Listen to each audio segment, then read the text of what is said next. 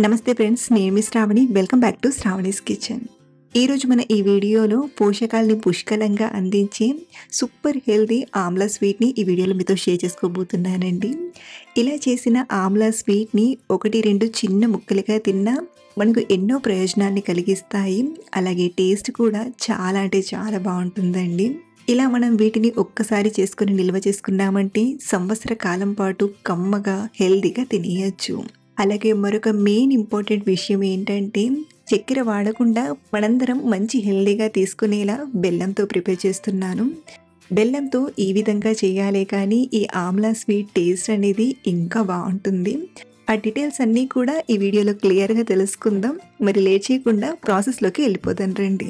ఇక్కడ నేను ఈ ఆమ్లా స్వీట్ చేయడానికి ఉసిరికాయల్ని ఒక 320 గ్రాముల వరకు తీసుకుంటున్నాను. ఇలా మనం ఎంత క్వాంటిటీతో ఉసిరికాయల్ని తీసుకుంటామో దీన్ని బట్టి స్వీట్ని కూడా కరెక్ట్గా తీసుకోవచ్చు అన్నమాట. కాబట్టి మీరు తీసుకునే ఉసిరికాయలు వెయిట్ వైజ్ ఎంత ఉన్నాయో ఒకసారి చూసుకొని తీసుకోండి. అలాగే ఉసిరికాయలు కూడా ఫ్రెష్గా తాజా ఉసిరికాయల్ని తీసుకోండి. ముందుగా ఈ ఉసిరికాయల్ని బాగా క్లీన్ చేసుకొని ఆ తర్వాత ఉడికించుకుందాం. ఉడికించేటప్పుడు కూడా పోషకాలు ఏమీ తగ్గిపోకుండా ఇక్కడ నేను ఆవిరిపై ఉడికించి తీసుకుంటున్నాను. ముందుగా ఒక గిన్నెలోకి 2 కప్పుల నీళ్ళని తీసుకొని బాగా వేడి చేయండి. ఇలా నీళ్లు వేడవుతున్నప్పుడు దీనిపైన ఇలా స్టీమర్ గిన్నెను పెట్టి ఇందులోకి ఆమ్లా ముక్కలను తీసుకొని మూత పెట్టి మంటను మీడియం ఫ్లేమ్లోకి అడ్జస్ట్ చేసి 10-12 నిమిషాల పాటు బాగా ఉడికించండి. అలాగే ఇలా ఉడికిస్తున్నప్పుడు మధ్య మధ్యలో టర్న్ చేస్తూ బాగా ఉడికించండి. ఒక 10-11 నిమిషాల తర్వాత చూపిస్తున్నానండి. ఆమ్లాలు చక్కగా ఉడికి కొంచెం కలర్ మారాయి కదా. ఇవి ఉడికాయో లేదో తెలియడానికి ఏదైనా చాకుతో గుచ్చి కానీ లేదా ఇలా ఫోర్క్ స్పూన్తో గుచ్చి చూసామంటే ఈజీగా అర్థమైపోతుంది. ఇక్కడ మనకైతే ఆమ్లాలు ఉడికిపోయాయి. ఇప్పుడు వీటిని ప్లేట్లోకి తీసుకొని ఇవి కొంచెం చల్లారిపోయాక చిన్న చిన్న పీసెస్గా డివైడ్ చేసి తీసుకుందాం. ఆమ్లాను ఇలా కొంచెం ప్రెస్ చేసామంటే ఇందులో ఉండే లేయర్స్ అనేవి ఇలా కొంచెం సెపరేట్ అవుతాయి.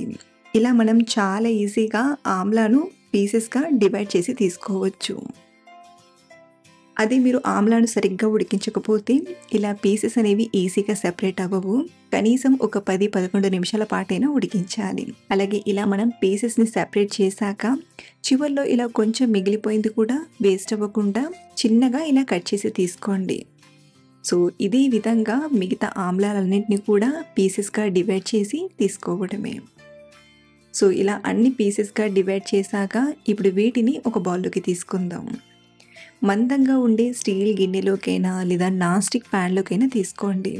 ఐరన్ ప్యాన్లో చేశారంటే టేస్ట్ మారిపోతుంది కాబట్టి కంపల్సరీగా స్టీల్ గిన్నెలోకైనా లేదా నాన్ స్టిక్ ప్యాన్లోకైనా తీసుకోవచ్చు. ఇప్పుడు ఇందులోకి స్వీట్కి సరిపడా బెల్లం తీసుకుందాం రండి.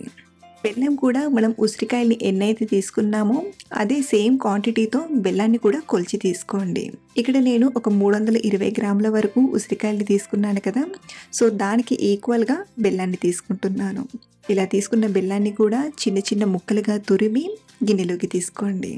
ఇలా తీసుకొని ఒకసారి బాగా కలిపి స్టవ్ పైన పెట్టి లో ఫ్లేమ్లో కవర్ చేసి ఒక 4-5 నిమిషాలు ఉడికించండి. ఇలా లో ఫ్లేమ్లో ఉడికించడం వలన బెల్లం అనేది స్లోగా మెల్ట్ అవుతూ ఉంటుంది. అలాగే ఇలా ఉడికిస్తున్నప్పుడు అలాగే వదిలేయకుండా మధ్య మధ్యలో కలుపుతూ ఉడికించండి. ఒక 4-5 నిమిషాలు అయ్యేసరికి బెల్లం పూర్తిగా కరిగిపోయి ఇలా కొంచెం జ్యూసీగా అవుతుంది. అలాగే మనం ఇలా ఉడికిస్తున్నప్పుడు ఇది అంత ఈజీగా మాడిపోదు. ఉసిరికాయలో నీరు ఊరుతూ ఉంటుంది కాబట్టి ఆ నీరుతో బెల్లం పాకం అనేది ఇలా పల్చగా అవుతుంది.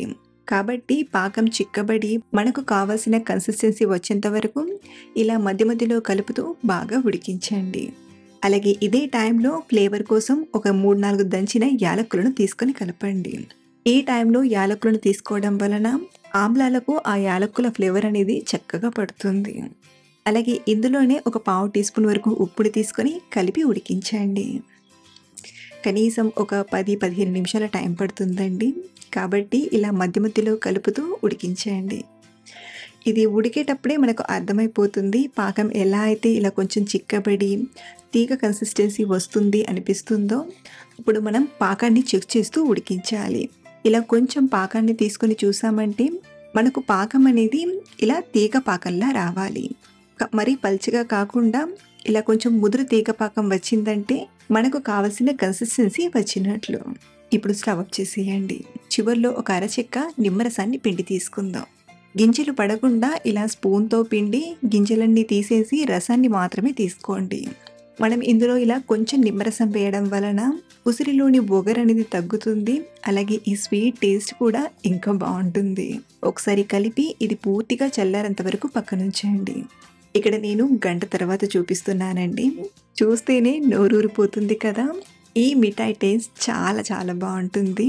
మనం ఏదైనా గ్లాస్ బాటిల్‌లోకి తీసుకొని స్టోర్ చేసుకున్నామంటే ఎప్పుడు కావాలంటే అప్పుడు కమ్మగా తినేయొచ్చు.